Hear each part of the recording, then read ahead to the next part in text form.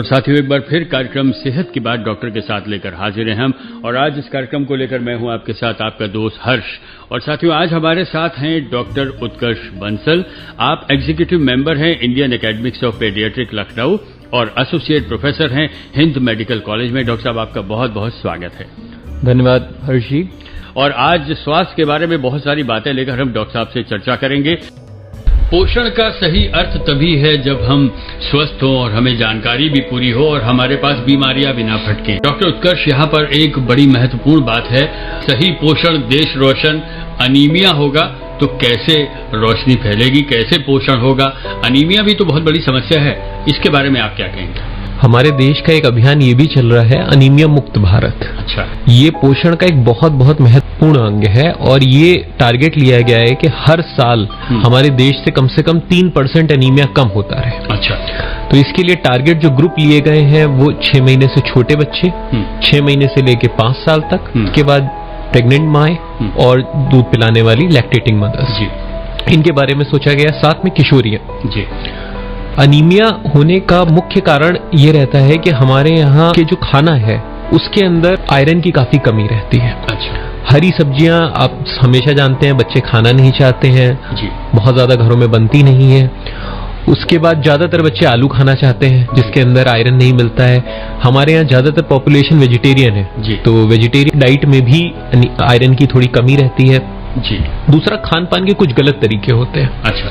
जैसे अगर आप खाने के फौरन बाद दूध या चाय ले लें जी, तो उसमें जो मौजूद आयरन है वो आपको नहीं मिलेगा।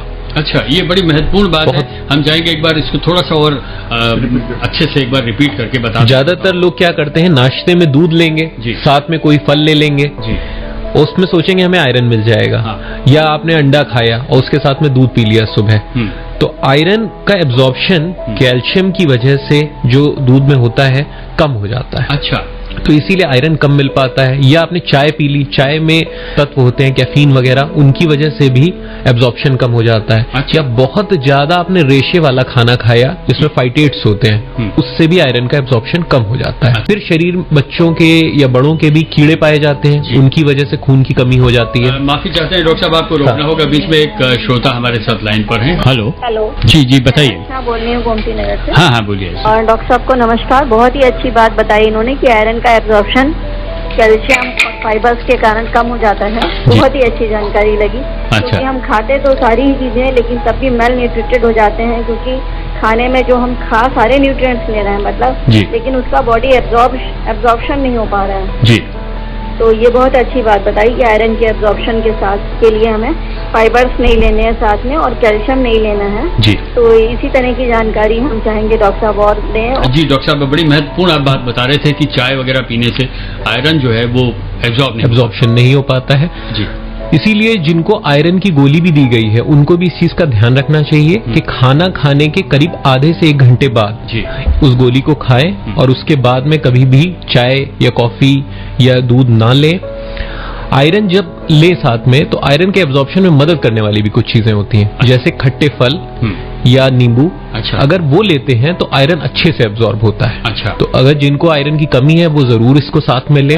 आयरन लेने से मल थोड़े काले रंग का हो सकता है। अच्छा। तो उसे डरने की जरूरत नहीं है। अगर थोड़ा बहुत पेट में तकलीफ हो या कॉन्स्टिपेशन हो जाए तो वो 1 हफ्ते तक रहती है। अच्छा। वो अपने आप ठीक हो जाती है। अच्छा। ज्यादातर महिलाएं आयरन इसीलिए छोड़ देती हैं लेना प्रेगनेंसी के समय, क्योंकि उनको ये दिक्कतें होती हैं। अच्छा। तो उनको इस चीज को पता होना चाहिए कि ये 1 हफ्ते की परेशानी है, ठीक हो जाएगी।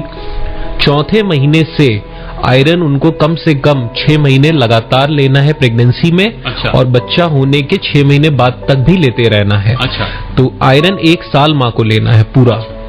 इसको नहीं भूलना चाहिए, क्योंकि उनमें खून की कमी होगी तो बच्चे में खून की कमी होगी और बच्चे का पूरा स्रोत माँ ही है जी।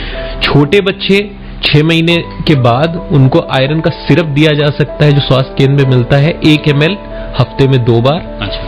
उसके बाद 5 साल के जो बच्चे हैं उनके लिए एक आजकल नई गोली आई है गुलाबी रंग की, वो हफ्ते में 1 बार लेनी है। और किशोर बच्चे हैं उनको नीले रंग की एक गोली हफ्ते में 1 बार लेनी है। अच्छा। किशोरियों के लिए भी आयरन बहुत जरूरी है, क्योंकि माहवारी के समय खून की कमी होने लगती है और अगर हमने आयरन की कमी एक किशोरी में करी तो वही आगे चल के माँ बनेगी और वही माँ फिर एनीमिया वाले बच्चे को पैदा करेगी। तो इस तरह से एक साइकिल बन जाता है और हमेशा खून की कमी बनी रहेगी। तो हमारा सबसे जरूरी इन्वेस्टमेंट होना चाहिए किशोरियों के ऊपर। अगर हमने उनको स्वस्थ किया, उनके अंदर से कुपोषण मिटाया, तो हमारे देश में स्वस्थ बच्चे पैदा होंगे आगे भविष्य में। अच्छा डॉक्टर उत्कर्ष, ये भी एक बड़ी महत्वपूर्ण बात है कि आयरन की गोली क्या कोई किशोर भी ले सकता है? बिल्कुल बिल्कुल, क्योंकि बढ़ते हुए बच्चों को कैल्शियम और आयरन दोनों की बड़ी जरूरत होती है। कैल्शियम युक्त खाना खाएं लेकिन आयरन के साथ ना खाएं। अच्छा, ये बहुत जरूरी चीज है जिसको लोगों को याद रखना चाहिए। जी डॉक्टर साहब, बहुत सही आपने जानकारी दी है। और साथियों, अब कार्यक्रम का समय हो चला है समाप्त, इसलिए आपसे इजाजत आज्ञा लेनी होगी। इस जानकारी को अपने परिवार और दोस्तों के संग जरूर शेयर करें, इस वीडियो को लाइक करें और भी इंफॉर्मेटिव वीडियोस के लिए इस चैनल को सब्सक्राइब करें।